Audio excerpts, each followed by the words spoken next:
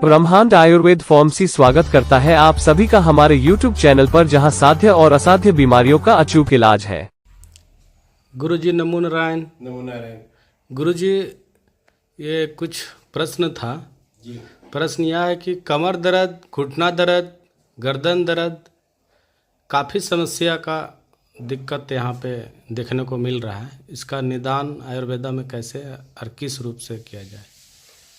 देखिए, दर्द घुटने का, कमर का और गर्दन का देखने में तो आपके लिए बात है, लेकिन इनके दर्द के कारण अलग अलग होते हैं।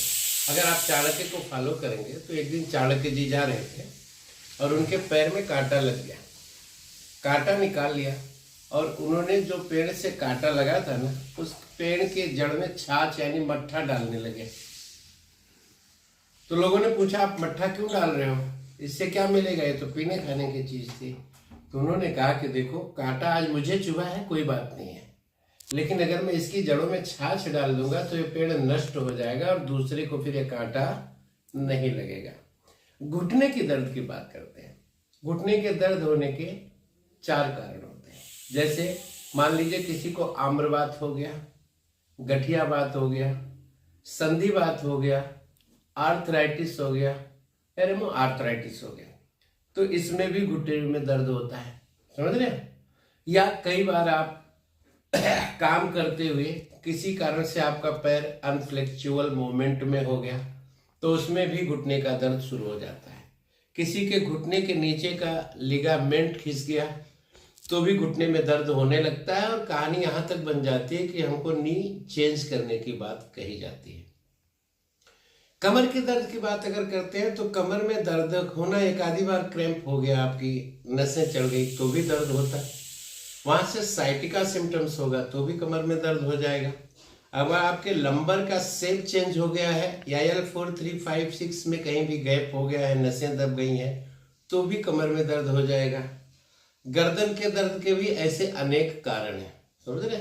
गर्दन का दर्द, जैसे कई बार आजकल लोगों को भौतिक युगों में सुख की ज्यादा बीमारी, लेकिन भौतिक सुख हमेशा रोग को आमंत्रण देते हैं। ऊंची तकिया के लगा करके सोना, अचानक करवट ले लेना, नसों का दब जाना, ये एक पार्ट होता है। ये यहाँ पर दूसरा पार्ट सर्वाइकल स्पॉन्डिलाइसिस का भी बनता है। यहाँ से गर्दन के ऊपर ये जो सीडी है ना, इसको, ये से जो गर्दन से और सिर को जोड़ने वाला पार्ट है ना, इसे लिंकिंग रॉड्स बोलते हैं। आज हम चर्चा करते हैं ना कि भाई हमारे शरीर में शिवलिंग है, तो वो यही पार्ट है जहां पर शिवलिंग का आकार है। यहाँ नसें दब जाएंगी तो भी गर्दन में दर्द होगा, ज्वाइंट्स पे इशू हो जाएगा तो भी गर्दन में दर्द होगा। तो जैसे आप कहते हैं दुख और दर्द, तो दोनों अलग अलग चीज होती है। दुख है फीलिंग और दर्द एक पॉइंट को बताता है कि भाई यहाँ दर्द है, घुटने में दर्द है, चेस्ट में दर्द है या सिर में दर्द है। दुख फीलिंग है। तो दुख क्या है? जिसे आप स्वीकार नहीं करते हैं वो आपके लिए दुख हो जाता है, और जिसे आप स्वीकार कर लेते हैं वही आपके लिए सुख हो जाता है। अब हमने बात करी किस कारण से दर्द होता है, अब बात निदान की करते हैं। घुटने के दर्द के लिए या इन दर्द के लिए तो हमारी रसोई में बहुत सारी चीजें होती हैं, है ना। बहुत से लोग घर में भी इसका अनेक तरीके से, सरसों का तेल, लहसुन, अजवाइन, ये हल्दी, ये सब गर्म करके उसको उबाल कर मालिश करते हैं, क्योंकि सरसों बहुत ही बड़ा दर्दनाशक तेल होता है। वहीं वात रोगियों के लिए तिल सबसे ज्यादा अच्छा होता है, क्योंकि तिल में इतनी क्षमता है कि अगर आप समान पत्थर के दिए में 4 प्रकार के तेल डालें तो सब तेल स्थिर होंगे, लेकिन तिल का तेल पत्थर को भी छेद करके बाहर निकल जाएगा। ये तिल के तेल में बड़ी क्षमता होती है। औषधियों की बात करते हैं तो किस रीजन से ये दर्द हो रहा है, समझ रहे हैं आप। ठीक परमानेंट करना है तो उसके कारण को जानना है। अगर आर्थराइटिस का दर्द है, वात रोग का, तो आपको एक्सटर्नल यूज में हमारी कंपनी का ब्रह्मांड दर्दनाशक तेल दिया जाता है, जिससे मालिश करना होता है और सिकाई करनी होती है। और एक्सटर्नल यूज के लिए वात क्या है? संधिधन वातस्तु संधिवात। जोड़ों पे जब हमारा गैस क्राई नहीं होता है तो वायु जाके वहां पर इकट्ठा हो जाती है, इससे हमारा संधिवात शुरू हो जाता है। उसके लिए पाचक चूर्ण दिया जाता है।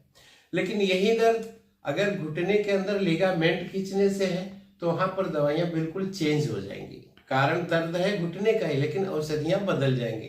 उसमें जैसे चिरायता और अर्जुन का कॉम्बिनेशन होगा, दोनों में फाइबर अच्छे लेवल पे है, कैल्शियम है। प्रॉपरली चिरायता तो ज्वर के लिए माना जाता है और अर्जुन ब्लड को पतला करके कोलेस्ट्रॉल के लिए माना जाता है। तो वहां पर हम अच्छी नींद की भी जरूरत होती है, इसलिए सुख सहन है, इम्यूनिटी पावर बूस्टर में अद्वितीय शक्तिवर्धक है। अर्जुन कैप्सूल पाचक और दर्दनाशक तेल यूज करते हैं। स्पाइनल कोड की बात है तो वहां पर जिसका कहने का श्रेय है कि अगर सर्वाइकल स्पॉन्डिलाइसिस है तो दवाइयां समथिंग सिमिलर होंगी, सिर्फ इसमें एक चीज बदल जाएगी जो ब्लड फ्लो को बढ़ाए, जो रक्त संचार को अच्छा करे और रक्त को पतला कर ले। जैसे इसमें अर्जुन कैप्सूल हो गया तो यहाँ ओजस्वी की जगह अद्वितीय शक्तिवर्धक चला जाएगा, समझ रहे आप। और एक्सटर्नल यूज में मालिश का तेल जाएगा और एक्सरसाइज के मूवमेंट बताए जाते हैं।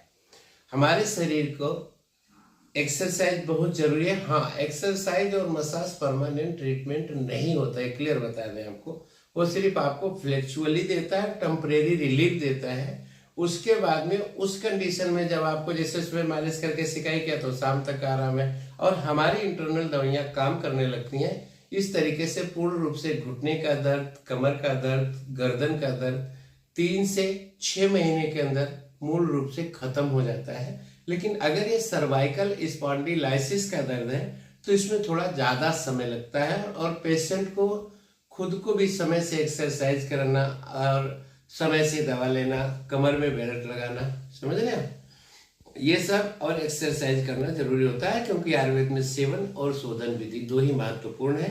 कितनी शुद्धता से औषधि का निर्माण किया गया और कितने नियम से आपने औषधि को लिया है।